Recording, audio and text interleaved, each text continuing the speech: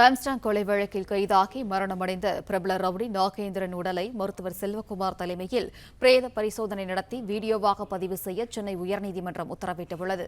கூடுதல் விவரங்களை வழங்குகிறார் செய்தியாளர் ஆனந்த். ஆனந்த், வணக்கம். இந்த வழக்கின் விவரம் என்ன? வணக்கம். கல்லீரல் பாதிப்பால் மரணமடைந்த பிரபல ரவுடி நாகேந்திரன் உடலை கீழ்ப்பாக்கம் அரசு மருத்துவக் கல்லூரியின் முன்னாள் டீன் செல்வகுமார் முன்னிலையில் பிரேத பரிசோதனை செய்ய வேண்டும் என சென்னை உயர்நீதிமன்றம் உத்தரவிட்டிருக்கிறது. சென்னையில் பிரபல ரவுடியாக இருந்தவர் நாகேந்திரன். பகுஜன் சமாஜ் கட்சியின் மாநில தலைவராக இருந்த ஆம்ஸ்டாங் கொலை வழக்கில் இவர் A1 குற்றவாளியாக சேர்க்கப்பட்டிருக்கிறார். இந்த நிலையில் கடந்த சில மாதங்களாக கல்லீரல் பாதிப்பால் பாதிக்கப்பட்டிருந்த நாகேந்திரன் வேலூர் CMC மருத்துவமனை சிகிச்சை அளிக்கப்பட்டு பின்னர் சென்னை ஸ்டான்லி அரசு மருத்துவமனைக்கு மாற்றப்பட்டார். இந்த நிலையில் தொடர் சிகிச்சையின் பலனின்றி நாகேந்திரன் நேற்று மரணமடைந்தார். இந்த நிலையில் அவருடைய தன்னுடைய கணவனுடைய மரணத்தில் சந்தேகம் இருப்பதாகவும் காவல்துறை கொன்று விட்டதாகவும் கூறி அவரது உடலை தங்கள் தரப்பு மருத்துவர் முன்னிலையில் பிரேத பரிசோதனை நடத்த உத்தரவிட வேண்டும் என கோரி நாகேந்திரனின் மனைவி விஷாலாட்சி சென்னை உயர்நீதிமன்றத்தில் மனு தாக்கல் செய்திருந்தார்.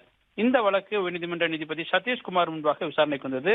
அப்பொழுது வழக்கு விசாரித்த நீதிபதி நாகேந்திரன் உடலை கீழ்ப்பாக்கம் அரசு மருத்துவக் கல்லூரியின் முன்னாள் டீனாக இருந்த மருத்துவர் செல்வகுமார் முன்னிலையில் பிரேத பரிசோதனை நடத்த வேண்டும் எனவும் உத்தரவிட்டார். மேலும் பிரேத பரிசோதனை வீடியோ பதிவு செய்ய வேண்டும் எனவும் அதன் மாதிரிகள் பத்திரமாக்கப்பட வேண்டும் எனவும் நீதிபதி உத்தரவிட்டார். மேலும் தடய அறிவியல் துறைக்கு இது தொடர்பான விவரங்கள் தெரிவிக்க வேண்டும் எனவும் நீதிபதி உத்தரவிட்டு வழக்கை முடித்து வைத்திருக்கின்றார். பிளே ஸ்டோர் மற்றும் ஆப் ஸ்டோரில் இருந்து பாலிமர் செயலியை QR கோடு மூலம் பதிவிறக்கம் செய்யுங்கள். செய்திகளை உடனுக்குடன் பெறுங்கள்.